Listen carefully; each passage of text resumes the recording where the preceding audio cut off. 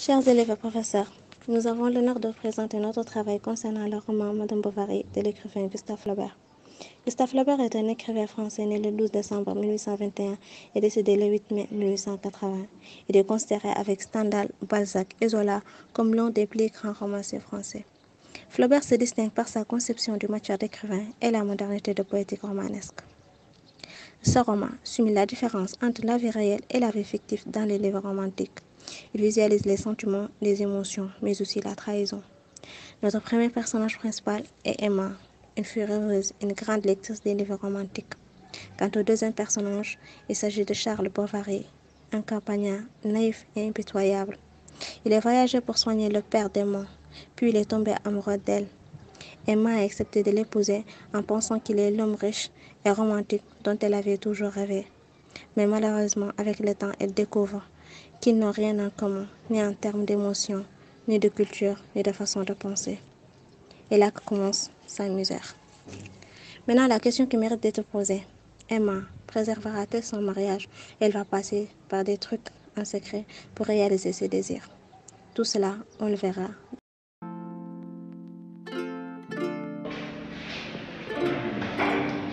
Bonjour mon nom. Bonjour monsieur, comment tu vas? Ah, je vais dans les nouvelles. Ok, on a une fête ce soir, prépare-toi. D'accord.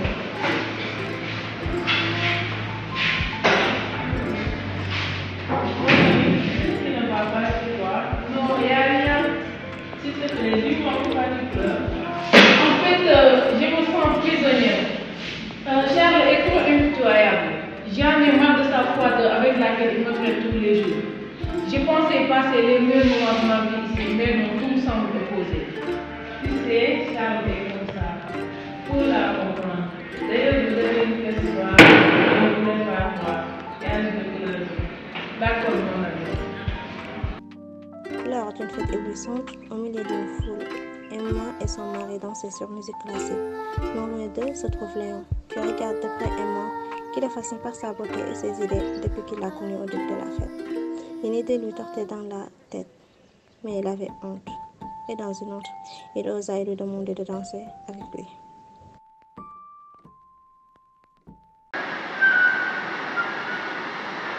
Bonjour madame Bovary. Bonjour, Léon. Je vais avoir l'honneur de danser avec vous. Oui, pourquoi pas? Alors, dis donc.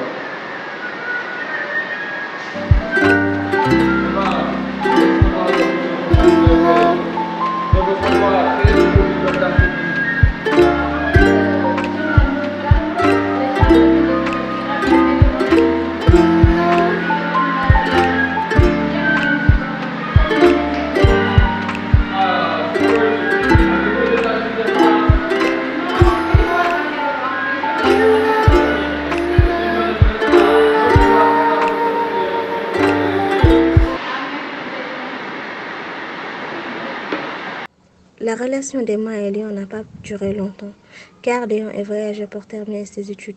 Emma était frustrée et vide. Et Monsieur Lheureux, le vendeur, était très indépendant de cela, en lui portant des choses chères et en utilisant toutes ses méthodes malveillantes pour la convaincre de jeter chez lui.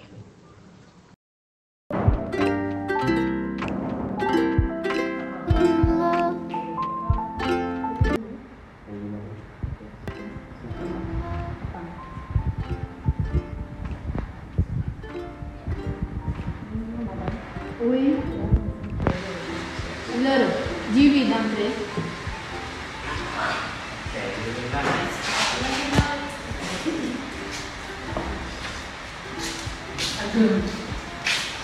Bonjour Emma. Oui, Lheureux, comment tu vas? Ça va bien. Et ta journée? Ça va, elle est venue. Oui, Charles. Charles, il est parti au travail. Je pense que je lui apporter des marchandises.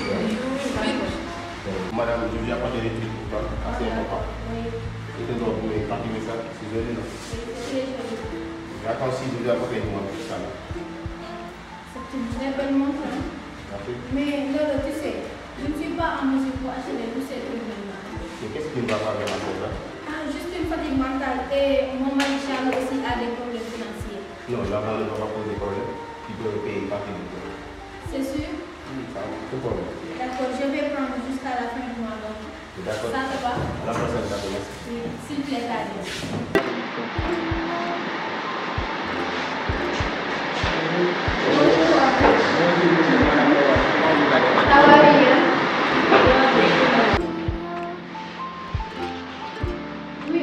qu'il y a? Qu'est-ce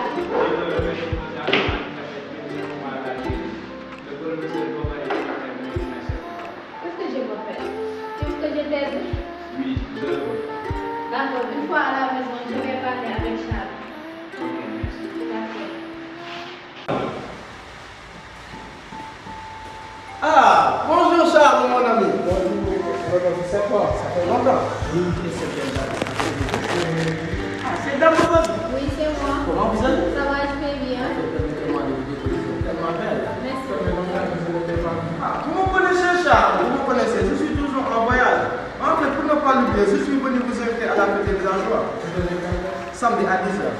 J'espère que vous y serez, madame. Oui, on y m'appellera. Merci. Ah, c'est la famille Bovary. Charles, mon ami.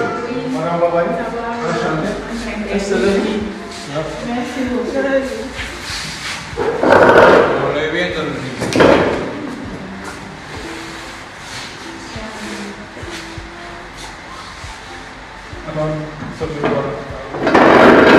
D'accord. La rencontre d'Emma et Rodolphe a été une passerelle vers la vie pour elle, après qu'elle en ait eu marre de sa vie conjugale. Madame Bovary. Oui, Rodolphe. Comment ça se passe là? Oui, la fête se passe super bien. Comment ici dedans? C'est ça. Ah, Charles est allé voir son ami là-bas. Ok, je vois. Oui. D'accord, c'est tout.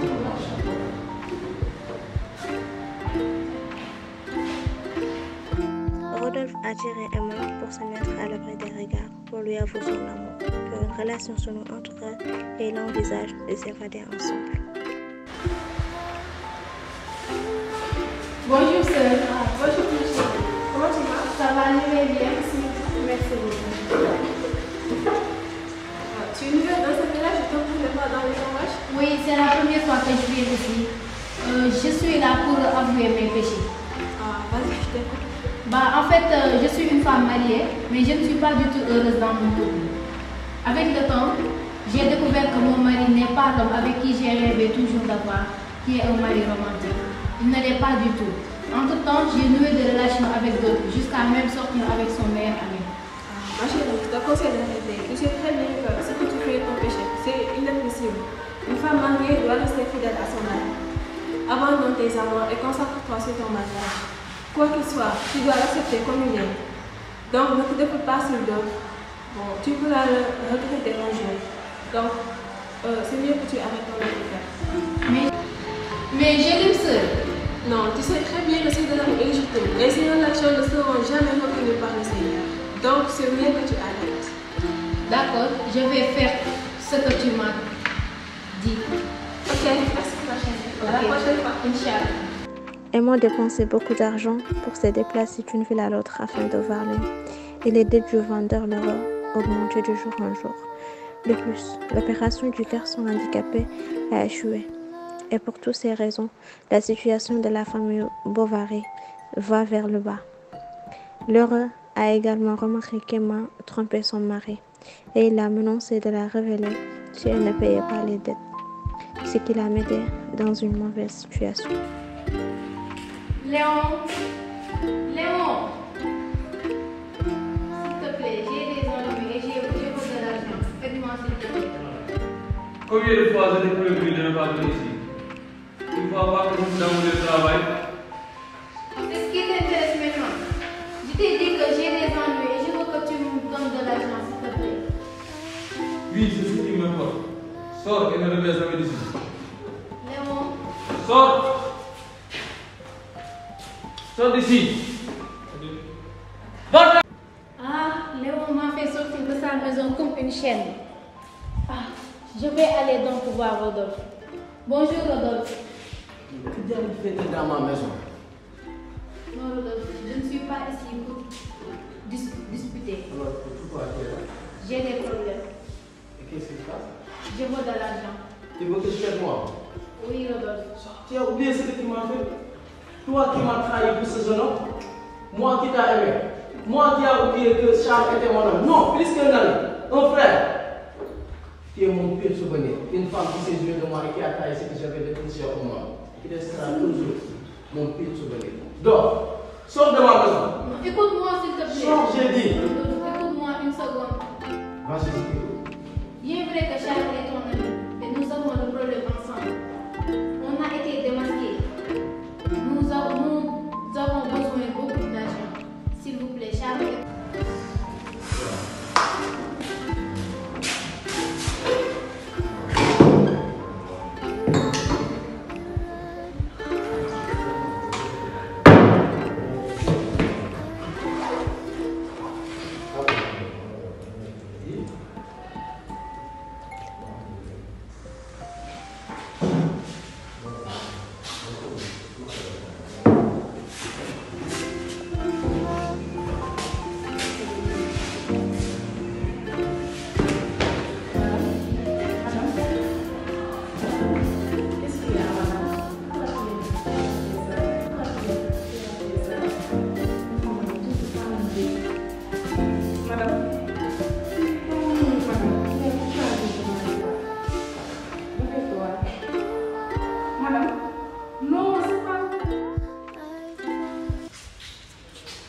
bonjour, ça. Ça va, comment va-t-il? Merci. Mais avant tout, mes condoléances. Vraiment, c'est triste. Mais je ne sais pas, est-ce que vous savez que Emma vous devait l'argent? Aujourd'hui, je suis là pour demander mon argent. Bon. Vous pouvez me montrer? Voilà. Voilà la somme qu'elle m'a donnée. Qu'est-ce que tu dis? Tu es fou. Comment tu parles comme ça de ma femme après qu'elle soit morte? Sors de la maison. Ouais, mais elle me demande d'argent, il faudra que tu me donnes mon argent. Sors. La prochaine fois quand je vais ici, tu vas me donner mon argent.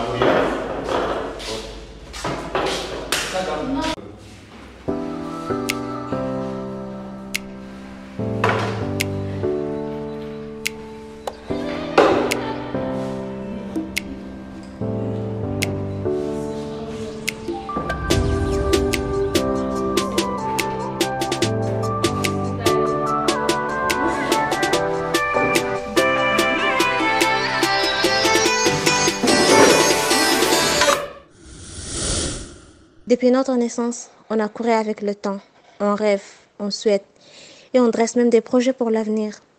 Mais à un moment donné, il est naturel de se sentir confus et perdu, de se demander qui je suis, à quelle vérité j'appartiens. Et à partir de là, la mission de la recherche de soi commence. Oui, c'est notre nature humaine.